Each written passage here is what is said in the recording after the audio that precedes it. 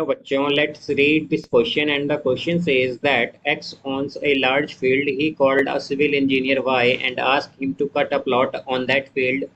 The plot needs to be a square with diagonal 20 meter. Is it possible to construct such a plot? Now let's see the options. Option A yes, option B no, option C yes if both the diagonals are known, and option D yes only if Y tells as one of the sides of the square. तो आइए इस question को यहाँ पर हम solve कर लेते हैं। इस क्वेश्चन में कहा गया है कि एक्स के पास एक लार्ज फील्ड है जिसमें कि एक सिविल इंजीनियर को कॉल किया गया है और उसे कहा गया है कि उसे कट करना है फील्ड, एक प्लॉट कट करना है उस फील्ड में से जिसकी जो डायगनल है हमारे पास वो 20 मीटर होनी चाहिए और वो स्क्वायर के शेप में होना चाहिए। तो हमें बताना है कि क्या ये जो कंस्ट्रक्शन है वो या फिर ये जो प्लॉट होगा क्या ये कंस्ट्रक्ट हो सकता है या नहीं। तो यहाँ पर हम की कॉन्सेप्ट यूज़ करेंगे, कॉन्सेप्ट दैट डायगनल्स। तो हमारे पास जो डायगनल्स होती हैं स्क्वायर की ऑफ ए स्क्वायर वो इक्वल होती हैं, स्क्वायर आर इक्वल।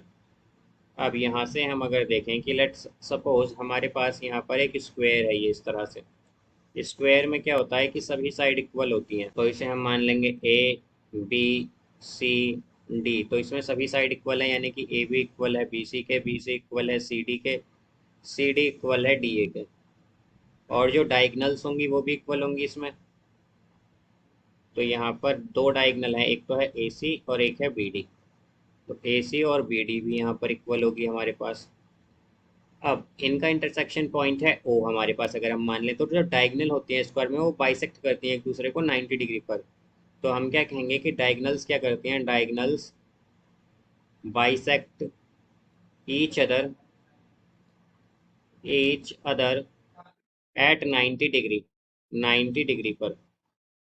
तो यहाँ से अगर हम देखें तो यहाँ पर 90 डिग्री बनेगा हमारे पास, और हमें यहाँ पर जो डायगनल्स हैं वो इक्वल होती हैं। तो हम क्या कहेंगे कि अगर डायगनल्स बाइसेक्ट कर रही हैं तो इसका मतलब ए ओ इक्वल होगा हमारे पास ओ सी के, और ये दोनों इक्वल होंगे ए सी बाई टू के।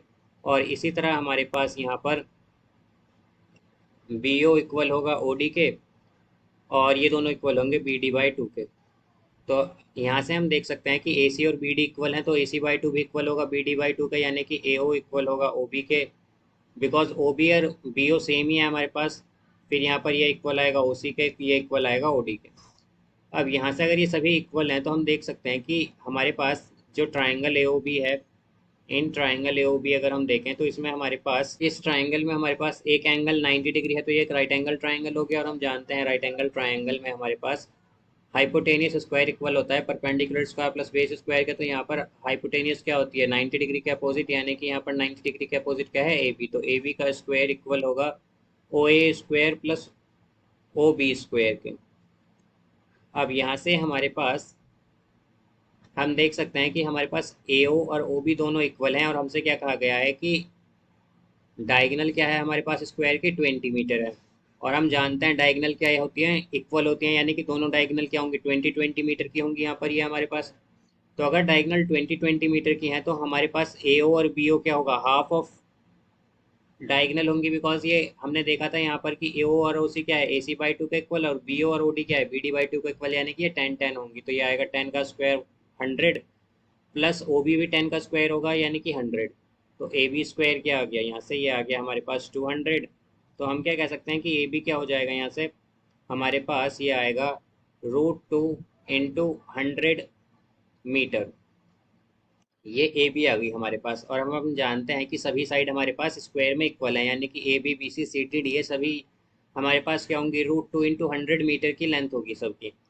अब हमारे पास साइड तो आ गई, और हम जानते हैं कि हमारे पास एंगल्स जो होते हैं स्क्वायर में वो सभी इक्वल होते हैं, यानी कि एंगल ए इक्वल होगा एंगल बी के, एंगल बी इक्वल होगा एंगल सी के, एंगल सी इक्वल होगा एंगल डी के, और ये सभी इक्वल होंगे 90 डिग्री के।